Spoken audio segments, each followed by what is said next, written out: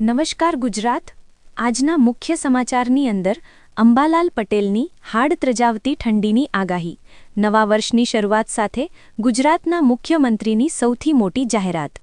Ration card ધારકોને નહીં મળે મફતમાં અનાજ। એલપીજી ગેસ સિલિન્ડરના ભાવમાં થયો છે વધારો। પાન કાર્ડ આધાર કાર્ડ ધારકો માટે સૌથી મોટા સમાચાર। વાહન ચાલકો માટે આવી ગઈ છે ખુશખબર। ઘરે બેઠા તમે મેળવી શકશો ડ્રાઇવિંગ લાયસન્સ। કેન્દ્ર સરકારની સૌથી મોટી ભેટ। નોકરી મળતા મળશે 15,000 રૂપિયા। પહેલા ખેડૂતોના ખાતામાં જમા થશે ₹2,000નો 22મો હપ્તો। વિદ્યાર્થીઓને મળશે દર મહિને 3,000 રૂપિયા। કૃષિ મંત્રીની સૌથી મોટી જાહેરાત। વીઘા દીઠ મળશે 20,000 રૂપિયા। સરકારી કર્મચારીઓ માટે સૌથી મોટા સમાચાર। ખેડૂતોને કિસાન ક્રેડિટ કાર્ડ ઉપર મળશે હવે 3 લાખ રૂપિયા સુધીની લોન। મહિલાઓ માટે આવી ગઈ છે ખુશખબર। ઇલેક્ટ્રિક સ્કૂટર ખરીદવા માટે મળશે 46,000 રૂપિયાની સબસિડી।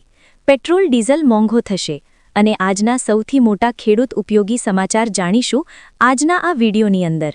મિત્રો, દરેક સમાચાર દરેક માહિતી જણાવીએ એ પહેલા ગુજરાતના જે પણ મિત્રો ચેનલ ઉપર જો પહેલીવાર આવ્યા હોય તો મિત્રો ખાસ કરીને વિડીયોને એક લાઇક કરી ચેનલને સબસ્ક્રાઇબ કરવાનું ભૂલતા નહીં। સાથે આજનો આ વિડીયો છે જેને અંત સુધી જોતા રહેજો।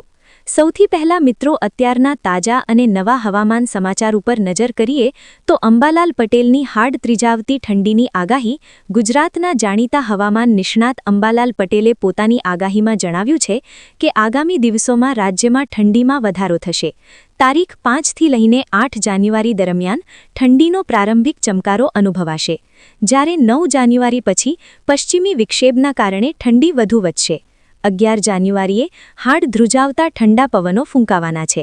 ખાસ કરીને ઠંડી અનુભવાશે 18થી લઈને 21 જાન્યુઆરીના રોજ। પશ્ચિમી વિક્ષેપ ફરીથી આવવાના કારણે હવામાનમાં ફેરફાર થવાની શક્યતા છે। 24 જાન્યુઆરી વારીથી ઠંડી વધુ વધવાની આશા છે। ઉત્તર ભારતમાં શીત લહેરોના કારણે ગુજરાતમાં ઠંડી વધી શકે છે। ઉત્તરાયણ દરમિયાન પવન સામાન્ય રહેશે, સાથે કમોસમી વરસાદ પડવાની શક્યતા પણ જાહેર કરવામાં આવી છે, જે ખેડૂતો માટે ચિંતાનો વિષય બની શકે છે। મિત્રો, ત્યાંના સમાચારો ઉપર નજર કરીએ તો નવા વર્ષની શરૂઆત સાથે ખેડૂતો માટે આવી ગઈ છે સૌથી મોટી જાહેરાત। ખેડૂતો પીએમ કિસાન સન્માન નિધિ યોજનાના 22મા હપ્તાની આતુરતાથી રાહ જોઈ રહ્યા છે।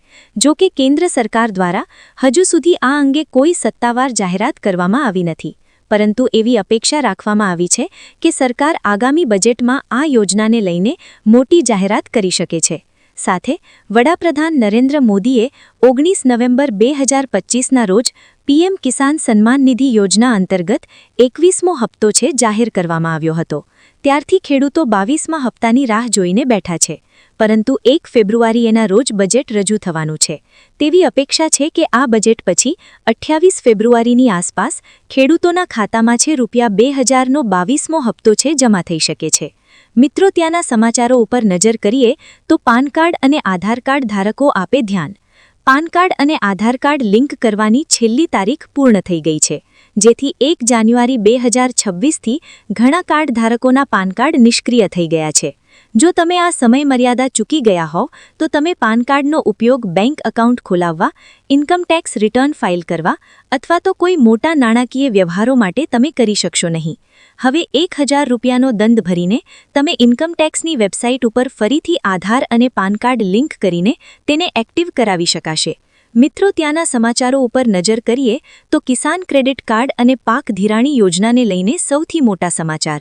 કેન્દ્ર સરકારે દેશભરના ખેડૂતો માટે લોન સ્કીમ શરૂ કરી છે, જેના હેઠળ ખેડૂતોને કિસાન ક્રેડિટ કાર્ડ દ્વારા અંદાજે 3 લાખ રૂપિયા સુધીની પાક ધિરાણ માફ કરવામાં આવશે। હવે ખેડૂતોએ ઊંચા વ્યાજે અને સાહુકારો પાસેથી લોન લેવા બદલે અને આ યોજના હેઠળ સરકારી બેંકમાંથી લોન લઈ શકે છે। આ લોન પર વ્યાજ દર ઘણા ઓછા હોય છે। ખેડૂતોને માત્ર 7%ના વ્યાજ દરે 3 લાખ રૂપિયા સુધીની સહાય છે મળવાપાત્ર રહેશે। સમયસર લોન પરત કરો અને તો તેમને વ્યાજના 3%ની વધારાની છૂટ મળી શકે છે। આ યોજના સાથે મિત્રો અત્યારે તમે જોઈ શકો છો એ રીતે। સાથે મિત્રો તમને જણાવી દઈએ તો જમીન ગીરવે રાખીને કોઈ પણ ગેરંટી વિનાની જરૂર રહેતી નથી। મિત્રો, ત્યાર પછીના સમાચારો ઉપર નજર કરીએ તો ડ્રાઇવિંગ લાયસન્સને લઈને સૌથી મોટા સમાચાર।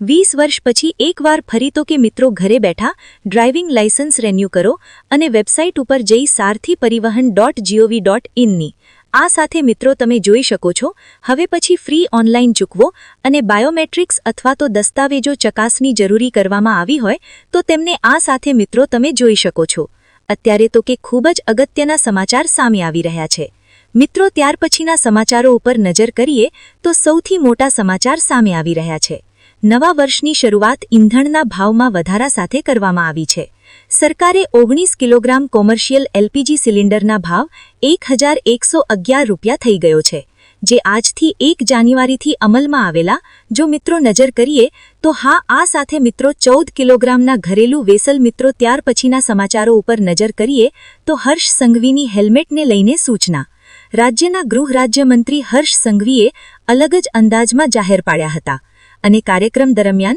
તેમણે ટ્રાફિક નિયમો અને ખાસ કરીને હેલ્મેટ મુદ્દે ગંભીર પરંતુ માનનીય અભિગમ રજૂ કર્યો હતો હર્ષ સંઘવીએ સ્પષ્ટ શબ્દોમાં જણાવ્યું હતું કે પોલીસનો હેતુ જનતાઓના કિસ્સા ખાલી કરવાનો નથી પરંતુ લોકોના જીવન બચાવવાનો છે તેમણે સૂચન કર્યું કે હેલ્મેટ ન પહેરનારને દંડ ફટકારવાના બદલે ફૂલ આપીને સમજાવવું જેથી લોકો સ્વેચ્છાએ સલામતીનો નિયમ છે એ અપનાવે તો મિત્રો શું ખરેખર હર્ષ સંઘવીની જે આ જાહેરાત છે હેલ્મેટ ફરજિયાતને લઈને શું તમે સહેમત છો હા કે ના નીચે કમેન્ટ બોક્સમાં જરૂરથી જણાવી આપશો મિત્રો આગળના સમાચાર વિશે વાત કરીએ તો સૌથી મોટા સમાચાર સામે આવી રહ્યા છે તો મિત્રો નવા વર્ષની સાથે નવી ભેટ મળે તેવી અપેક્ષા કારણ કે જો વાત કરીએ તો 1 તારીખથી જે સસ્તા ગેસ સિલિન્ડર મળી શકે છે ઉજ્જવલા યોજના હેઠળ જો વાહિત કરવામાં આવે તો 1 જાન્યુઆરી 2026ના રોજ એલપીજી કિંમતની અંદર સૌથી મોટી જાહેરાત થઈ શકે છે અને સરકારી તેલ કંપનીઓ પણ